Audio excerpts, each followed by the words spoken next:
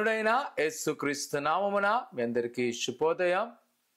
నేడు ఉదయకాల సమయంలో యేసు నిన్ను స్వస్థపరచు కార్యక్రమంలో పాల్గొని శారీరకంగా, ఆత్మీయంగా, మానసికమైన విడుదల పొందవలసిందిగా కోరుకుంటున్నాను. 10:30కు పాత మందిర దగ్గర వాహనాలు ఉంటే రవాణా సౌకర్యం ఉపయోగించుకోవాల్సిందిగా వేడుకుంటున్నాను. నేడు యొక్క వాగ్దానము యెహోషువ గ్రంథము 10వ అధ్యాయం 25వ వచనం. మీరు భయపడుకుడి, జడియకుడి. మీరు భయపడుకుడి, జడియకుడి.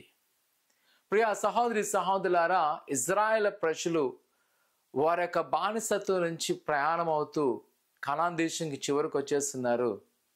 ఎరికోను దాటిన తర్వాత వారు ఎదుర్కోవలసిన అనేకమైన రాజులు ఉన్నారు.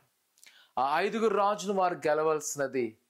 వారి చుట్టూ చాలా సైన్యం ఉన్నది.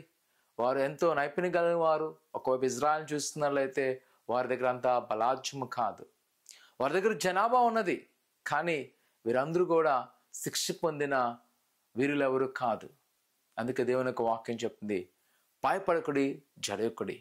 మీ ముందు చూస్తున్న వారిని చూసి ఆందోళన చెందవద్దు. నేను నీతో ఉన్నాను, మిమ్మల్ని నడిపిస్తాను, నేను మీకు విజయం ఇస్తాను.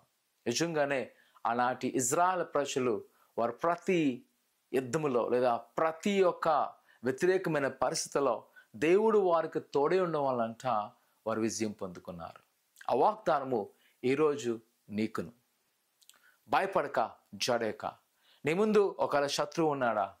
నీ ముందు నేను వెటకారించేవారు, హేళన చేసేవారు, అవమానించేవారు, నిందించేవారు, నీ అపజయాన్ని బట్టి కృంగింపజేసేవారు. ఒకవేళ ఈరోజు నువ్వు 2 కాళ్ళతో ఉన్నావని అందరూ అసహ్యమైన మాటలతో నేను అంటున్నారేమో, ఒకవేళ నిన్ను శపిస్తున్నారేమో, బాధపడుతున్నారేమో. ఇప్పుడు ఎక్కువ మాతే దేవుని యొక్క వాక్యం చెప్తుంది, భయపడకుడి, జడియకుడి. నీతో ఉన్నవాడు నీ దేవుడైన యెహోవా. యేసయ్య మనతో ఉన్నాడు. ప్రియ సంగమా, ఆయన తన ప్రజల పక్షంలో వ్యాజ్యమాడే దేవుడు. ఈరోజు నమ్ముచున్నాను, ఆయన సన్నిధిలో నమ్మకం ఉంచు. దేవుని యొక్క వాగ్దానం అందు నమ్ము.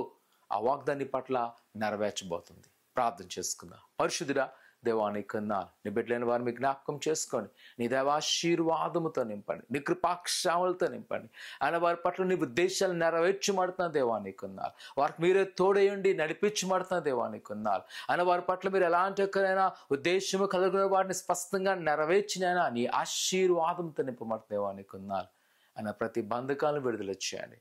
వాళ్ళ భయాలు, ఆయన ప్రతి ఒక్క భీతిని యేసు నామం దూరపరిచి నీ కృపాక్షాలతో నింపి బలపరచుకోమని యేసు నామమున తండ్రి, ఆమేన్. ధైర్యంగా ఉండండి. ప్రభు గొప్ప సహాయం చేయను గాక. నీటి యొక్క మందిరంలో కలిసి ప్రభుని ఆరాధించుకుందాం. దేవుడు దీవించును గాక. ఆమేన్.